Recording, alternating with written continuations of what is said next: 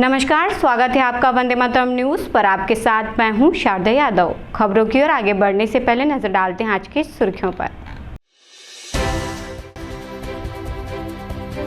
शिक्षक साझा मंच ने मुख्यमंत्री और शिक्षा सचिव के नाम सौंपा ज्ञापन।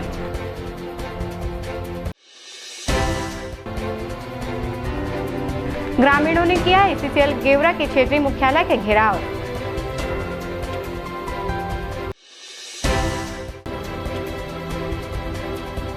महिला फुटबॉल प्रतियोगिता में झारखंड विजयी। अब खबरें विस्तार से।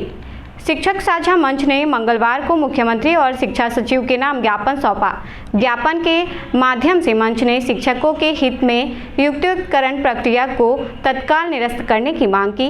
मंच का कहना है कि 31 मार्च 2008 के सेटअप के आधार पर ही युक्तियुक्तकरण किया जाना चाहिए। इसके अलावा मंच ने क्रमोन्नति जनरल ऑर्डर शीघ्र जारी करने, पूर्व सेवा अवधि को पेंशन व अन्य सुविधाओं में जोड़ने की भी मांग उठाई है। युक्तियुक्तकरण की प्रक्रिया से हजारों शिक्षक प्रभावित हो रहे हैं और उनके भविष्य पर संकट मंडरा रहा है। पूरी करो, पूरी करो, पूरी करो। विसंगति पूर्ण युक्तिकरण निरस्त करो, निरस्त करो, निरस्त करो। विसंगति पूर्ण युक्तिकरण निरस्त करो, करना होगा, करना होगा। आवाज दो, हम एक हैं। आवाज दो, हम एक हैं। आज हमारे प्रांतीय आह्वान पर कोरबा में भी शिक्षक साझा मंच कोरबा द्वारा रैली एवं ज्ञापन का कार्यक्रम रखा गया है, जिसमें हम विभाग द्वारा जो गलतियां की गई है उसका हम पोल खोलेंगे आज, क्योंकि विभाग ने सरकार का और हमारे प्रशासन का को गुमराह किया है और गलत जानकारी देकर जो विसंगति की है और उसके कारण हमारे जो शिक्षक साथी प्रताड़ित हो रहे हैं। उसके लिए हमने कई बार प्रयास किया, अपने विभाग के अधिकारियों से मिलने का आवेदन किया, निवेदन किया, पर वे हमारी बातों को अनदेखा कर रहे हैं। जो अपनी विसंगति किए हैं, सीनियरिटी लिस्ट में जूनियर को सीनियर बना के लाभ दिए हैं। जो विद्यालय में सीनियर हैं उनको जो शासन की गाइडलाइंस है उसके विपरीत जाकर और जूनियर को सीनियर और सीनियर को जूनियर जाने का जो खेल हुआ है, आज हम उसका पर्दाफाश करेंगे। और हम आदरणीय कलेक्टर महोदय, माननीय मुख्यमंत्री महोदय, सचिव महोदय को ज्ञापन सौंपने जा रहे हैं कलेक्टर महोदय के माध्यम से, और साक्ष्य प्रमाणित के साथ आज हम ये कार्यक्रम ज्ञापन सौंपने का करेंगे। बात तो ये कि पोल यानी सीक्रेट, वो पोल क्या है जो आप आज खोलेंगे? देखिए, होता क्या है, जैसे गाइडलाइन के पेज क्रमांक 7 बिंदु 7.4 में स्पष्ट लिखा हुआ है कि जो विद्यालय में शिक्षक है उनके विषय में जो जूनियर होगा वही अतिशेष कहलाता है। पर हमारे विभाग के ब्लॉक अधिकारी एवं वहां के बैठे बाबू जो हैं, उन्होंने जो सीनियर है उन्हें जानबूझ के जूनियर करके अतिशेष कर दिया गया। जैसे कटघोरा के प्राथमिक शाला लाटा, वहां पे श्रीमती शारदा राठौर वो अपने विद्यालय में सीनियर हैं और उन्हें जूनियर बताकर अतिशेष कर दिया गया। और उन्हें कोरबा में कई एकल शिक्षकी पद रिक्त होने के बावजूद भी पौड़ी उपरोड़ा लगभग 70 से 80 किलोमीटर दूर पदस्थापना दी गई, जो कि भारी विसंगति है। आज मैडम की मानसिक स्थिति बिगड़ गई है, वे यहाँ आने तक तो आ भी नहीं पाई, इतनी बीमार चल रही हैं। तो उनका पक्ष हम रखेंगे, हम कलेक्टर महोदय को बताएंगे, मुख्यमंत्री महोदय को बताएंगे। मेरा स्कूल एसएसएल अधिग्रहित क्षेत्र है। मेरा स्कूल झाबर माध्यमिक शाला में समायोजित हुआ और मुझे वहाँ निकाल दिया, मतलब हटा दिया गया है और जूनियर को वहाँ रखा गया है। आप सीनियरिटी में थे? हाँ, मैं सीनियर हूँ। और वो मैडम अभी आई है, वो अभी 2025 में उनको वहाँ रखा गया है और मेरे को अतिशेष माना गया है। हमारा स्कूल समायोजित है वहाँ, उसके बाद हम लोग को अतिशेष में ले लिया गया और लेने के बाद हम लोग को पोस्टिंग किया गया है अजगर बहार। देखिए, युक्तिकरण सरकार की मानसिकता जो युक्तिकरण करने का वो सही था। जहां मान लीजिए दर संख्या 25 है और वहां पर यदि 8 शिक्षक काम कर रहे हैं तो स्वाभाविक था कि वहां युक्तिकरण करना था। लेकिन दर संख्या जहां पर ज्यादा थे वहां पर शिक्षक कम है और वहां पर यदि मान लीजिए शिक्षक की पूर्ति नहीं कर पाना, यह विसंगतिपूर्ण है। हम ये कहना चाहते हैं कि सरकार की जो गाइडलाइन थी, स्कूल शिक्षा विभाग का जो गाइडलाइन था, उसमें स्पष्ट निर्देश था एकल शिक्षा विद्यालय और शिक्षक के सभी विद्यालयों को ओपन करना था, लेकिन इनके द्वारा जो है उसको पूरी तरह से दबा दिया गया। एक बीहड़ अंचल क्षेत्रों में जो एकल शिक्षक विद्यालय थे, शिक्षक विहीन विद्यालय, केवल ओपन उन्हीं को किया गया, और जिनका पहले नंबर पे काउंसलिंग में नाम था, दूसरे नंबर पे काउंसलिंग पे नाम था, तीसरे नंबर पे नाम था, इसलिए उनके जगह जो है शहरी के आसपास के ओपन कर दिया गया और उनसे लेन देन करके पूरी तरह से ये प्रक्रिया निपटाया गया है। पूर्ण भ्रष्टाचार लेन देन हुआ है। कहाँ पे हुआ है? हुआ है जिनको अच्छा जगह देने के लिए लेन देन हुआ है। किसके द्वारा? अब विभागीय अधिकारियों के द्वारा। मतलब क्या आपका इशारा शिक्षा अधिकारी पे है? स्वाभाविक है, जो शिक्षा काम कर रहे हैं उन्हीं के ऊपर है, स्वाभाविक है, स्पष्ट है। बहुत सारी विसंगति हैं। सीनियर को जूनियर बना दिया गया, जहां ऐतिहासिक महत्व के संस्थाएं हैं उसको युक्तिकरण कर दिया गया, जहां युक्तिकरण किया गया उस संस्था के प्रधान पाठक वरिष्ठ हैं, और जहां जिस संस्था में युक्तिकरण हुआ है उस संस्था के प्रधान पाठक कनिष्ठ हैं, तो उन्हीं को प्रभार सौंप दिया गया, उनको अतिशेष नहीं माना गया। इस प्रकार से बहुत सारी विसंगतियां हैं। सबसे पहली बात तो ये है कि जो ब्लॉक लेवल के अधिकारी थे, जिनको अतिशेष शिक्षकों का चिन्हांकन करना था, वहां पर भी त्रुटि किया गया। कितने लोग तो ऐसे थे कि जहां पर संलग्नीकरण हुआ है उनको अतिशेष माना ही नहीं गया, उनको मूल पद संस्था से उनका वैल्यूएशन किया ही नहीं गया, उनको चिन्हांकन ही नहीं किया गया। मतलब ऐसे पदों को दबाया गया है। मैंने पूरी तरह से प्रक्रिया जो काउंसलिंग की प्रक्रिया अपनाई गई है, युक्तिकरण की प्रक्रिया अपनाई गई है, वो पारदर्शिता पूर्ण नहीं है। कलेक्टर साहब से हम 30 तारीख को मिले थे। कलेक्टर साहब ने हमको स्पष्ट कहा था कि जो एकल शिक्षक विद्यालय है और शिक्षक विहीन विद्यालय है उसी को हम ओपन करेंगे। शहर के आसपास के और शहर लगे हुए ग्रामीण जो क्षेत्र के विद्यालय हैं, जो शहर लगे हुए हैं, उनको हम ओपन नहीं करेंगे। जहां शिक्षक का अभाव है, दूर दराज अंचलों में कोई शिक्षक जाना नहीं चाहता, वैसे जगह में हम पोस्टिंग करना चाहते हैं।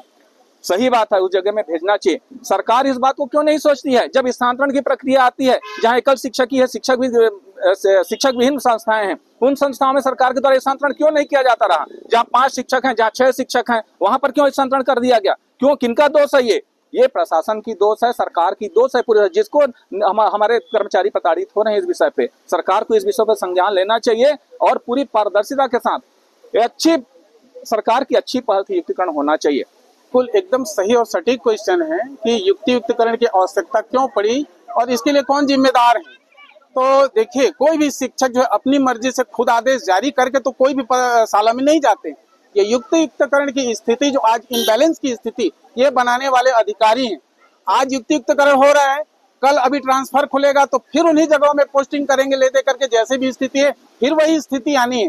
तो ये जो चीज है ये गलत है। हमारा संगठन या हमारा जो साझा मंच है वो कभी भी युक्तिकरण का विरोध नहीं किया है। केवल युक्तिकरण की जो विसंगति है, इन विसंगतियों पर हम फोकस करें। जैसे अभी पूरे प्रदेश में जो मिडिल स्कूल और प्राइमरी स्कूल के जो सेटअप से छेड़छाड़ की जा रही है, हायर सेकेंडरी स्कूल के सेटअप से छेड़छाड़ की जा रही है। हमारा कहना है कि 2008 के सेटअप के अनुसार, जिसमें प्राइमरी स्कूल में मिनिमम 1 प्रधान पाठक और 2 सहायक शिक्षक, मिडिल स्कूल में मिनिमम 1 प्रधान पाठक और 4 शिक्षक, इस तरीके का जो सेटअप है इसको लागू करें। जहां एकल शिक्षक ही है, जहां शिक्षक विहीन है, वहां से बैलेंस करें, हमको कोई आपत्ति नहीं।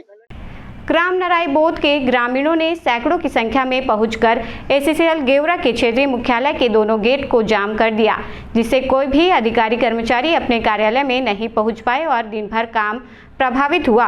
वहीं ग्रामीणों ने खदान के मिट्टी कोयला उत्खनन और परिवहन को बंद करने की चेतावनी के साथ आंदोलन समाप्त किया है। एससीएल गेवरा क्षेत्र द्वारा ग्राम नरायबोद की भूमि का अर्जन वर्ष 2009-10 में किया गया है और अब जाके गांव स्थित मकानों और परिसंपत्तियों का मूल्यांकन किया गया है, किंतु केंद्रीय मूल्यांकन बोर्ड के निर्धारण दर को दरकिनार करके मुआवजा का निर्धारण किए जाने के कारण लोगों में भारी नाराजगी है। मुआवजा में कटौती के साथ साथ अभी तक नरायबोद के लिए बसाहट स्थल का चयन नहीं किया गया है। इसके कारण ग्रामीणों को भविष्य की चिंता सता रही है। इन्हीं मांगों पर नरायबोद के ग्रामीणों द्वारा एससीएल गेवरा खदान बंद आंदोलन किया गया था। एससीएल गेवरा क्षेत्र के प्रबंधन ने अपने वादे के अनुरूप कोई कार्य नहीं किया। पूर्व में भी ग्रामीणों द्वारा बार बार आंदोलन की चेतावनी लिखित में दी गई थी, लेकिन प्रबंधन के द्वारा चेतावनी को नजरअंदाज किया गया है। हम लोग अभी तक बसावट क्लियर नहीं हुए हवे, हम बसावट के मांग करे आ रहे हैं, तो अभी तक हमार कुछ मांग पूरा नहीं करत है। जब तक हमार मांग पूरा नहीं होही तब हम हड़ताल करते रहो। अब भी मतलब जो घर के मकान है वो कटौती में है, तो वो पूरा हम अधिकार पूरा मौजा मांगत हन, कटौती एक ठन नहीं होना चाहिए। और तो एक लिए का कैसे माने तुम्हारा समस्या के लेके कुछ लिखित कुछ अभी मतलब 15 तारीख तक मतलब डेट दे है। अब अभी तक उतना दिन तक देखा था, और फिर 15 तारीख तक हमला कुछ नहीं बताई, तो 16 तारीख के हम फिर इस जगह आके हम फिर हड़ताल करके बैठबो। जब तक हमला पूरा अधिकार नहीं मिली तब तक हम हड़ताल करते रहो। खदान भी बंद कर सकत हन और ऑफिस में भी आके हम गेट बंद कर सकत हन। हम लोग ग्राम नरई बोध के बसाहट एवं मौजा कटौती के संबंध को लेकर आए थे। आज दिनांक 10/6/2025 को हमने ACCL कार्यालय का सुबह से ऑफिस घेराव किया था, तालाबंदी किया हुआ था, जो हमारा दोपहर तक चला।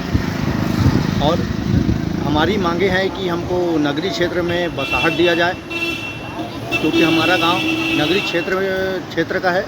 तो नगरीय क्षेत्र में पूरे ग्रामवासी जाना चाहते हैं और इन लोग हम लोग को ज़बरदस्ती पंचायत में ढकेलना चाह रहे थे। और यहाँ तक कि इन लोग उसका बसाहट ना दे के इन लोग मुआवजा देने के फिराक में थे। बसाहट जो पिछली अगर 10-15 साल से देखें, 10 साल 20 साल से, तो आप पोड़ी को ले लीजिए, वाहन पाट को ले लीजिए, इन लोग गांव का पूरा अस्तित्व ख़त्म हो गया है। इन लोग मुआवजा दे के उनको निपटा दिए और बसाहट नहीं दिए। इन लोग नरई बोध को भी ऐसे ही हल्के में ले रहे हैं और हमेशा से इन लोगों का यही मानसिकता रहा है कि कैसे भी करके बसाहट नहीं देना है और पैसे दे के इन लोग को निपटा दो, क्योंकि बसाहट में सारा सुविधा देना पड़ता है, जिम्मेदारी आएगा ACCL का पूरा उसमें। तो इन लोग जिम्मेदारी से बचना चाह रहे हैं, सीधा सीधा दरकिनार करना चाह रहे हैं। अच्छा, आज का आंदोलन जो गेट जाम हुआ था उसमें क्या निर्णय हुआ? गेट जाम में क्या डिसाइड हुआ है? निर्णय ये हुआ कि हम लोग मांग था कि त्रिपक्षीय वार्ता हो हम लोग के बीच में। इन लोग एक दूसरे के ऊपर थोप रहे थे कि कभी राज्य शासन के ऊपर थोपते हैं और राज्य शासन के पास जाने पर ACCL के ऊपर थोपते हैं। जो कटौती हो रहा है हम लोग को समझ ही में नहीं आ रहा है कहाँ से कटौती हो रहा है मौजे में, कि ACCL कर रहा है कि राज्य शासन के उसमें हो रहा है। कब होगा बैठक? जो है ये बैठक त्रिपक्षीय वार्ता इन लोग लिखित में आश्वासन दिया गया है ACCL द्वारा कि 15 तारीख को होगा। अगर 15 तारीख को नहीं हुआ तो हमारा ये जो आज का आंदोलन है अस्थायी रूप से स्थगित है। मैं ये जानना चाह रहे हैं कि अगर 15 तारीख को जो बैठक त्रिपक्षीय वार्ता होता है उसमें कुछ सार्थक निर्णय निकलेगा या नहीं निकलेगा तो आप लोग कैसे करोगे? हम देखिए, अगर साफ बोला गया है वहाँ पे आप लोग पुख्ता बसाहट का जो कागजात है बसाहट का, उसको आप लेके चलिए। अगर आप वहाँ पे पूरा चीज़ नहीं लेके चलेंगे, निर्णय नहीं होता है, तो हम दोबारा आंदोलन करेंगे और इस बार आंदोलन बड़ा रूप में करेंगे। सभी चीज़ को डिस्पैच वगैरह को सभी को रोकेंगे हम लोग। पूरे माइंस का जो डिस्पैचर है, कोयला परिवहन है, जैसा भी है, प्रोडक्शन है, सबको रोकेंगे पूरा। महिला फुटबॉल संघ के द्वारा फुटबॉल प्रतियोगिता का आयोजन कराया गया। यह प्रतियोगिता 8 मई से 11 मई तक आयोजित हुई, जिसमें विभिन्न राज्यों से आए 6 टीमों ने भाग लिया। प्रतियोगिता का फाइनल मुकाबला झारखंड और आंध्र प्रदेश के बीच खेला गया, जिसमें झारखंड की टीम विजयी हुई। इस दौरान प्रतियोगिता में सभापति नूतन सिंह ठाकुर भी उपस्थित रहे। सभापति ने कहा कि इस प्रतियोगिता से कोरबा जिले के खिलाड़ियों का भी उत्साहवर्धन हुआ है।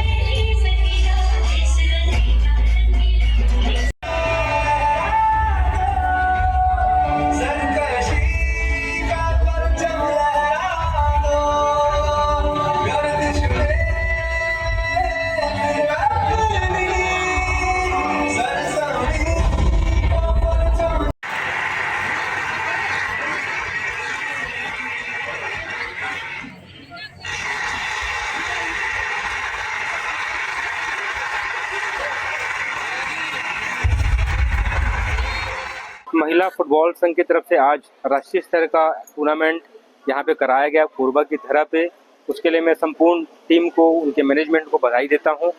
और सफलतापूर्वक सभी लगभग 6 टीमें इसमें आई थी। उन 6 टीमों के बीच में बहुत ही बेहतरीन और रोमांचक मुकाबला हुआ और इस रोमांच को देख करके वाकई सभी को सीखने को मिला और इससे कोरबा के खिलाड़ियों का काफ़ी ज़्यादा उत्साहवर्धन हुआ है।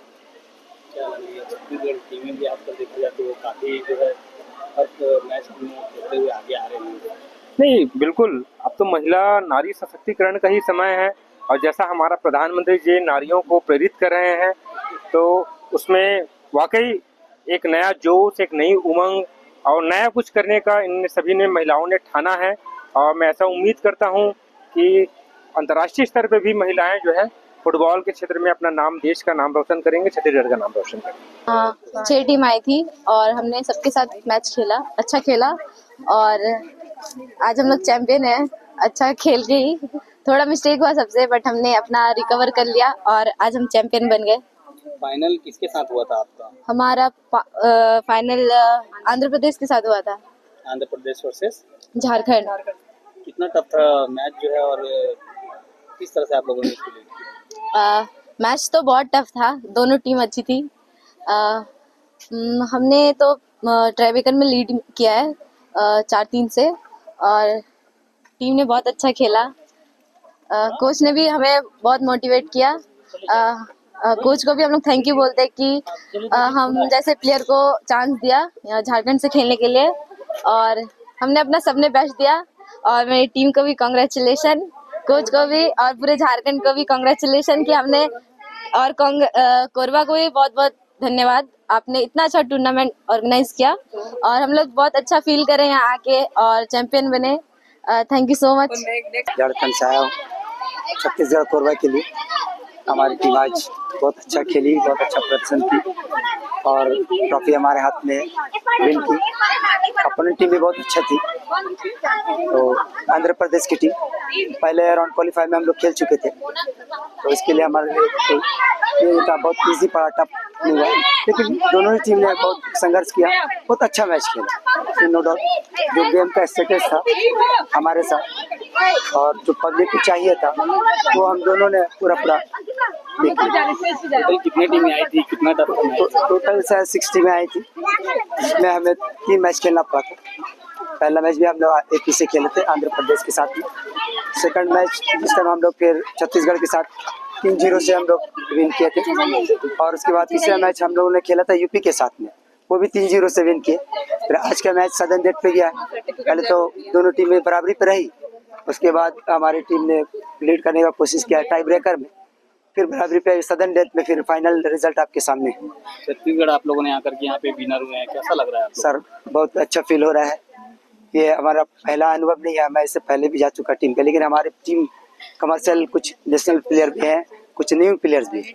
तो all in all very well, बहुत अच्छा प्रदर्शन किया इन लोगों ने। कितना मेहनत किया है बच्चों ने इसके लिए? इसके लिए सर नो डाउट 100 में 100%। हमारे कोरबा के जो महिला फुटबॉल संघ की टीम है उन्होंने मिलकर जो आज आयोजन किया है, जिसका समापन आप देख रहे हैं। 8 तारीख को उसका शुभारंभ हुआ था और आज समापन हो रहा है।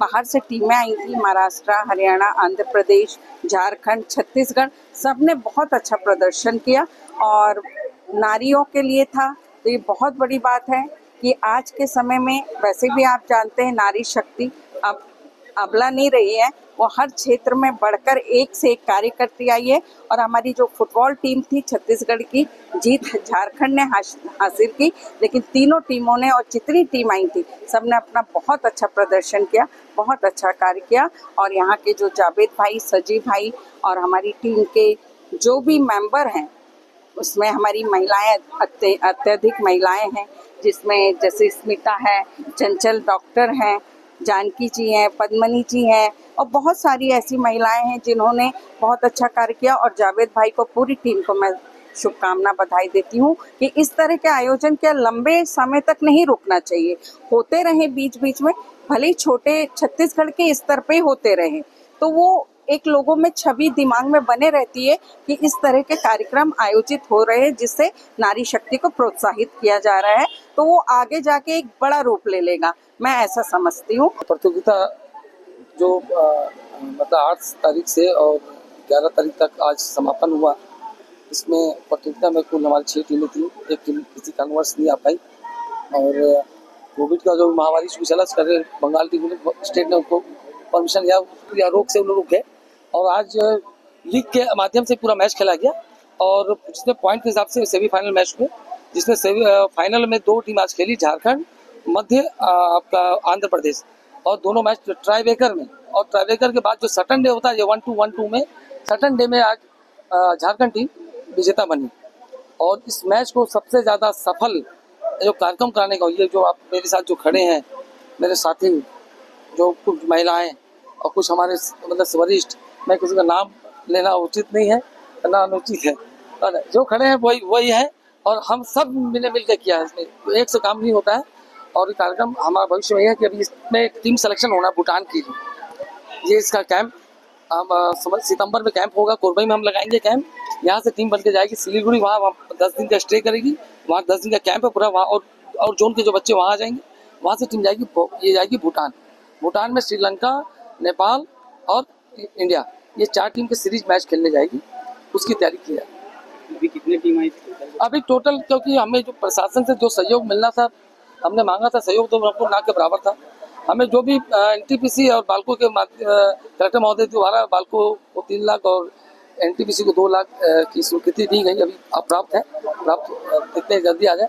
बाकी जो भी खर्चे हमारे पूरे मेंबर मिल के अपना तन मन धन कोई कहीं से करके हमने, क्योंकि खिलाड़ियों को अच्छा खाना दें, अच्छा टूर्नामेंट दें, अच्छा विदाई दें, हमने उनको बुलाया। सदगुरु कबीर प्राकट्य पर्व के अवसर पर कबीरवाड़ी सेवा प्रचार समिति मुड़ापार द्वारा भव्य शोभा यात्रा का आयोजन किया गया। यह शोभा यात्रा कबीर धाम मुड़ापार से निकाली गई, जिसमें बड़ी संख्या में श्रद्धालु और समिति के सदस्य शामिल हुए। इस दौरान कबीरवाड़ी के भजन कीर्तन और जयघोष के साथ यात्रा ने नगर के मुख्य मार्गों का भ्रमण किया।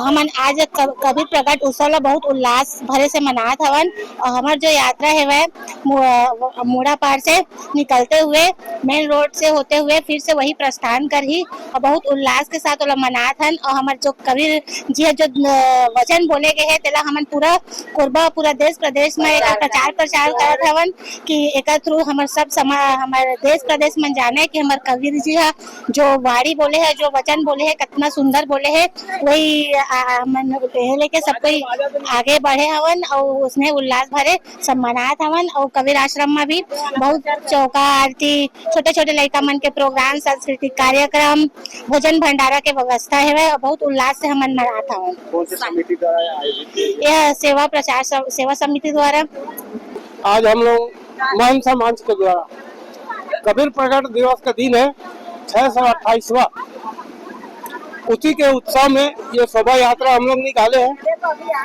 और कबीर साहब जो वाणी वचन जो बोले हैं उनके वो पे हमारा मतलब वो का नाम है कबीर वाणी सेवा प्रचार समिति करके आश्रम है मुड़ापार में, जो कि वार्ड नंबर 14 में स्थित है कबीर धाम के नाम से। वहाँ से शोभा यात्रा निकल के मेन रोड होते हुए फिर से वापस वहीं पे जाएगी। और आज वहाँ फुल कहना चाहिए, जैसे कि चौका आरती, सात्विक चौका आरती, भोजन भंडारा, बच्चों का कार्यक्रम, सांस्कृतिक कार्यक्रम, भजन वगैरह का रखा गया है, जो कि आज देर रात्रि तक के रंगारंग कार्यक्रम मंदिर में उपस्थित है। डीडीएम रोड स्थित एक होटल में कार्य करने गए 19 वर्षीय युवक की मौत हो गई। मृत्यु के कारणों का स्पष्ट रूप से पता नहीं चल पाया है। बुधवारी निवासी 19 वर्षीय शुभम साहू प्लम्बिंग का काम करता है। बुधवार की सुबह वह काम पर निकला, फिर शाम को युवक के भाई को फोन पर सूचना मिली कि शुभम की मृत्यु हो गई है और उसका शव जिला अस्पताल ले जाया गया है। परिजनों का कहना है कि शुभम का शव उन्हें देखने नहीं दिया गया है। घटनास्थल के फोटो से उनकी पहचान की गई। वहीं परिजनों की मांग है कि मृत्यु के कारण का निष्पक्ष जांच करना चाहिए व दोषियों पर कार्रवाई होनी चाहिए। मैं भी आज डेली की तरह मैं भी अपने काम में निकल गया, वो भी लगभग 8:30 बजे के आसपास अपने काम में मतलब निकल गया था। अब वो कहाँ जाता हूँ मतलब उसका मैसेज चेंज होते रहता है, मतलब कुछ दिन यहाँ कुछ दिन वहाँ। अब रात को तकरीबन 9 बजे के आसपास मेरे को कौन आया मेरे भाई से कि आपका भाई का डेथ हो गया, उसको हॉस्पिटल ले जाया गया है। अब क्यों हुआ कैसे हुआ, मैं भी आनंद फानंद में अपना काम छोड़ के रात को आया। तो मेरे को बता के हॉस्पिटल ले गया। तो मैं उससे पूछा कौन सा हॉस्पिटल, तो 100 बेड बताया। 100 बेड पर मैं पहुंचने से पहले फोन लगा अपने भाई के मोबाइल में, तो उसको पुलिस वाले उठाए, कोई थाना पर कोई भी मतलब मेरे को पता नहीं, उसको उठाए, बोले कि आपका भाई का डेथ हो चुका है करंट लग के, और इसका बॉडी कल आ जाना और ले जाना। मैं उससे पूछा क्यों कैसे क्या हुआ, तो और कुछ जानकारी नहीं दिया, और दूसरे बार लगाने से कॉल भी नहीं उठाया गया है। उसके बाद मैं 100 बेड पहुंचा, वहाँ पूछताछ किया तो वहाँ भी मतलब बोले कि अभी केस आया है करंट वाला, और किसका क्या है उसका जानकारी नहीं दिया और डेट देखने भी नहीं दिया गया। उसके बाद मैं गया, फिर बताया कि हरिमंगलम से आया है। तो मैं अपने साथी और मतलब पहचान और पड़ोसियों के साथ हरिमंगलम पहुंचा रात को। वहाँ पास भी कोई मेन मालिक नहीं था, मालिक, और वहाँ पर 1-2 स्टाफ थे, वो लोग दिखाने तो मना किया। फिर पुलिस वाले कुछ आए, उन लोग के द्वारा मेरे को जहाँ पास उनका डेथ हुआ था उस जगह को ले गया। वहाँ पास देखा तो पूरा पानी, तो बारिश हुआ तो उसका पानी था, शाम का बारिश, पूरा अस्त व्यस्त, और कुछ तारे पीछे थी, खुले तारे, जो मतलब होटल संचालक पूरा खुला तार था वहाँ पर, बहुत सारा, एक ही जगह नहीं बहुत सारा था। तो उसमें से मेरे को देख के एहसास हुआ कि इसको बहुत लापरवाही पूरा काम कराया जा रहा था वहाँ पास, अरे लेट तक कराया गया काम इससे। उसकी मौत कैसे हुई, क्या जानकारी मिली? मेरे को जहाँ तक वो बताए पुलिस वाले और मतलब होटल वाले तो करंट से बताए हैं, अभी सही जानकारी मेरे को नहीं मिला है। अभी बच्चा का नाम तो शुभम साहू है, क्या होगी लगभग उम्र 19 वर्ष। क्या हुआ था घटना, क्या जो कल हमको 9 बजे पर करीब पता चली मेरे को मोहल्ले, क्योंकि मैं वासी हूँ, तो मैं जैसे निकला था मेरे मोहल्ले का एक हमारी माँ जो मम्मी लगती है रिश्ते को, हमको बताया कि ये साहू जी का लड़का जो है खत्म हो गया करके। तो हमको अचानक बोला कौन, तो बोला प्लम्बर वगैरह काम करता है वही खत्म हुआ है। तो हमने तुरंत मतलब जैसे पता चला तो बताया कि ये गए 100 बेड करके। तो हमने सुबह तुरंत रात को मैं और खान साहब और जो चाय दुकान वाला है वो हम लोग कौन 100 बेड गए। तो 100 बेड में पता चला कि इसको रख दिए थे। बाद में पता चला कि आदमी कोई दिख नहीं रहा था यहाँ। तो हम लोग हो सकता है ये हमारे और मोहल्ले लोग कल निकल गए थे। तो हम पहले फिर गए रामपुर चौकी, वहाँ भी कोई नहीं मिला। फिर हमने फोन किया एक आदमी को, तो बोले हम लोग हरिमंगलम होटल में है DDM रोड में, वहाँ पे भैया वहीं पे खत्म हुआ है करके, पर बॉडी को पहुँचा दिए हैं लोग इसमें मरचोरी में। तो फिर हम लोग, मैं 4 लोग आदमी, हम लोग फिर DDM रोड गए। वहाँ पहले से हमारे और लोग मतलब उपस्थित थे, 50-100 लोग करीब, वो पता कर रहे थे क्यों मृत्यु हुई करके। तो वहाँ गए तो पुलिस वाले 4-5 पुलिस वाले वहाँ पे थे। तो जब हमने ऊपर गया तो उनके साथ भी मैं ऊपर गया पुलिस वाले के साथ। तो पुलिस वाले के साथ हम लोग 2-3 आदमी गए, ज्यादा नहीं गए, बाकी नीचे में थे। सुव्यवस्थित सबको हम समझा दिए थे, कोई भी वहाँ पे हल्ला गुल्ला गाली गलौज नहीं करेगा। तो हम सुव्यवस्थित रूप से नीचे खड़े हुए थे। हम लोग 4 आदमी ऊपर गए, ऊपर देखे तो ये पाइप लगा हुआ बहुत सारा, और पाइप में तार खुला हुआ था। और जहाँ पे मृत्यु हुई, जो पुलिस वाले एक फोटो दिखाया है कि ऐसे करके लटकी हुई लाश मिली थी इसको। हमने लाश नहीं देखा पर हमको फोटो से दिखाया गया। तो हमने खड़ा दिया, कल में 1 घंटा खड़े थे वहाँ पर। कोई भी मालिक या कोई भी जिम्मेदार व्यक्ति वहाँ पे नहीं आया, ना प्रशासन कोई जिम्मेदार व्यक्ति। पुलिस वाला तो सुरक्षा के लिए गया था, हम उनसे कुछ बोला भी नहीं, क्योंकि पुलिस भाई अपना सुरक्षा होटल करना भी जरूरी है इस स्थिति में। तो हमने ना किसी आदमी को गलत करने दिया ना कुछ। फिर हम बोले चलो आज सुबह जब भी होगा तो जाएंगे हम लोग, ऑफिस देंगे, या जब तक कोई हमको सूचना देने यहाँ पे आएगा कि क्या हुआ करके। तो अभी तक कोई भी व्यक्ति प्रशासन से भी नहीं आया हमको सूचना देने, और ना ही जो होटल मालिक है तथाकथित, अब कौन हमको नहीं पता है, वो भी हमारे पास इनके परिवार में बताने के नहीं आए कि भैया इससे कान गलती हुई है, मृत्यु हुई है। सहानुभूति पूर्वक भी बताने कोई भी व्यक्ति नहीं आया है। तो हमारी मांग है कि जो होटल में यह व्यक्ति काम कर रहा था, पहले बात तो जिस भी होटल में काम कर रहा है कि इंसानियत होती है, इंसानियत के नाते इसको हमारे यहाँ आना चाहिए था कि भी एक ऐसा हो गया घटना, और सहानुभूति बताना चाहिए था। आदमी घटना घट जाती है, पर अभी तक समय पर्याप्त तक ये आदमी नहीं आया है। हम ऐसे दुर्भाग्य है कि मतलब हमारे समाज में ऐसे लोग भी हैं कि गरीब आदमी, अगर यही बड़े घर में कोई आदमी खत्म होता, बड़े घर का होता, ऊंची पद वाला होता, तो इसके पास पूरी प्रशासन होता, और जो आदमी के यहाँ खत्म हो वो भी आया होता। पर बहुत दुर्भाग्य की बात है समाज के लिए कि अभी तक ना तो प्रशासन से कोई व्यक्ति यहाँ इस परिवार में पूछने के लिए आया है और ना कोई जो होटल में खत्म हो जिस काम कर रहा था उसका कोई आदमी आया है। मृतक का नाम शुभम साहू है, उनके पिता का नाम प्रेमचंद साहू है, उम्र 19 साल है, बुधवारी का रहने वाला है। वो बेसिकली ये प्लम्बर का काम करता है और वो कल काम करने के लिए दिनांक 10/6/2025 को मंगलम होटल में काम करने के लिए गया हुआ था। रिपेयरिंग के दौरान ही उसकी मौत हो गई, जिसकी शिकायत है गुलशन अरोरा के द्वारा रिपोर्ट की गई है, जिस पर जांच की जा रही है। प्रथम दृष्टया वो किसी करंट से लगने से मौत होना प्रतीत होता है। फिर भी उसका शव का पंचनामा पश्चात पीएम कराया जाता है, उसके बाद ही वैधानिक कार्रवाई की जाएगी। सर, परिजन यहाँ आरोप लगा रहे हैं कि जो प्रबंधन है यहाँ पर से घटना हुई, उनके द्वारा किसी तरीके की सूचना उन्हें दी गई, ना कि पुलिस के द्वारा कोई सूचना उनके परिजनों को दी गई थी, जिसके कारण अब तक उन्हें कंफर्म नहीं हुआ जो शव है उनके भाई के लिए। मृतक कौन था, कहाँ का रहने वाला था, इसकी जानकारी किसी को नहीं थी। बाद में पुलिस वाले के द्वारा ही उनको सूचना दी गई है कि जब उनका मोबाइल नंबर मिला है तब उससे उनके परिवार वाले को सूचना दी गई कि ऐसा ऐसा घटना घटी हुई है एक ठू, और शव है 100 बेड में रखा गया है। तो पुलिस जब गई थी जांच में तो क्या पाया गया सर? प्रथम दृष्टया क्या समझ में आ रहा है पुलिस को? कि वहाँ पर प्रथम दृष्टया तो ये लगा है कि बिजली करंट से ही लगने से मौत होना। बरहमपुर मुख्य मार्ग पर एक भीषण हादसा हुआ जब एक तेज रफ्तार कार अनियंत्रित होकर सरमंगला चौकी क्षेत्र के नहर में जा गिरी। कार में सवार लोगों का अभी तक कोई पता नहीं चल सका है और वे लापता बताए जा रहे हैं। पुलिस ने मौके पर पहुंचकर जांच शुरू कर दी है और लापता लोगों की तलाश में जुटी है।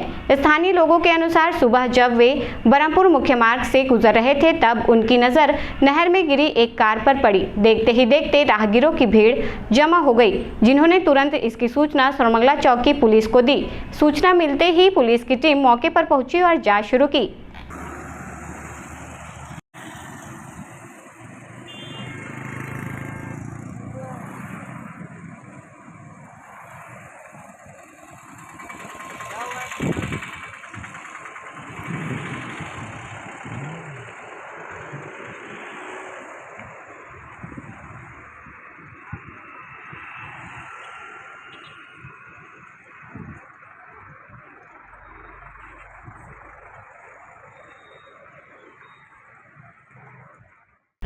बालको थाना क्षेत्र अंतर्गत ग्राम धनगांव में बुधवार को एक 20 वर्षीय युवती ने अज्ञात कारणों के चलते जहरीला पदार्थ खाकर आत्महत्या कर ली।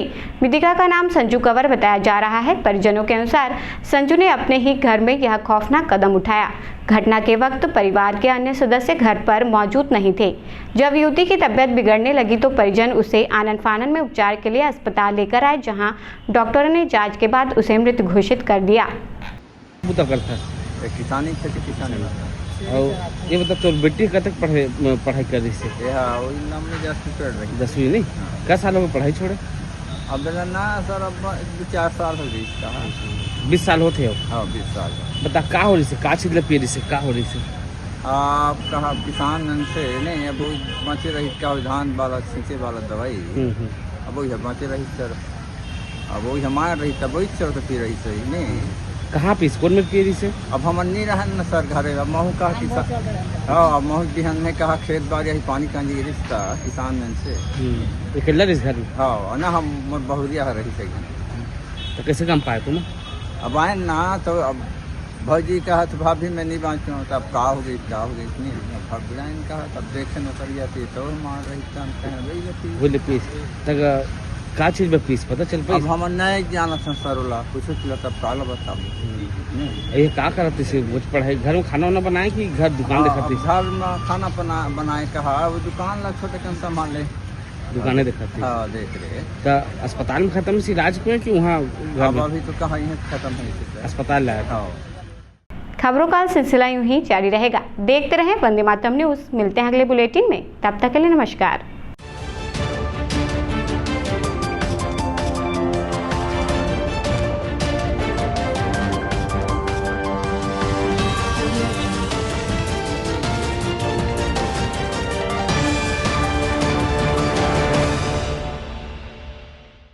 सिद्धि Vinayak hospital, a unit of orthopedic surgery and trauma management, अब हड्डियों से संबंधित रोगों के उपचार के लिए कहीं और जाने की जरूरत नहीं। जटिल एवं असाध्य रोगों का सफल इलाज अब आपके अपने शहर में।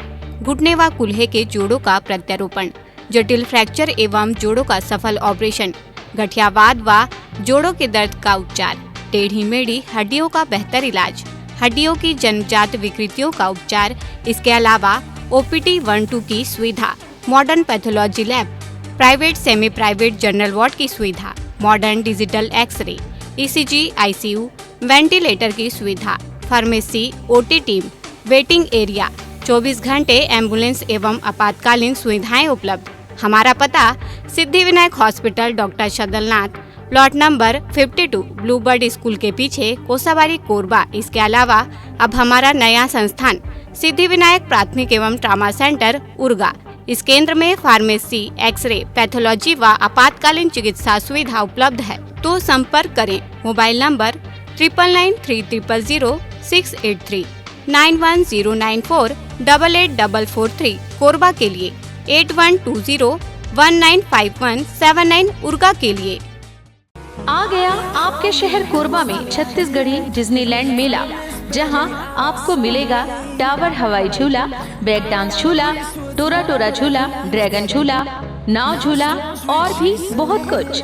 तो जल्द आइए अपने पूरे परिवार के साथ और मजा लीजिए खाना, खरीदी और किचन का। हमारा पता छत्तीसगढ़ी डिज्नीलैंड मेला, बुधवारी बाजार, सर्कस मैदान, कोरबा।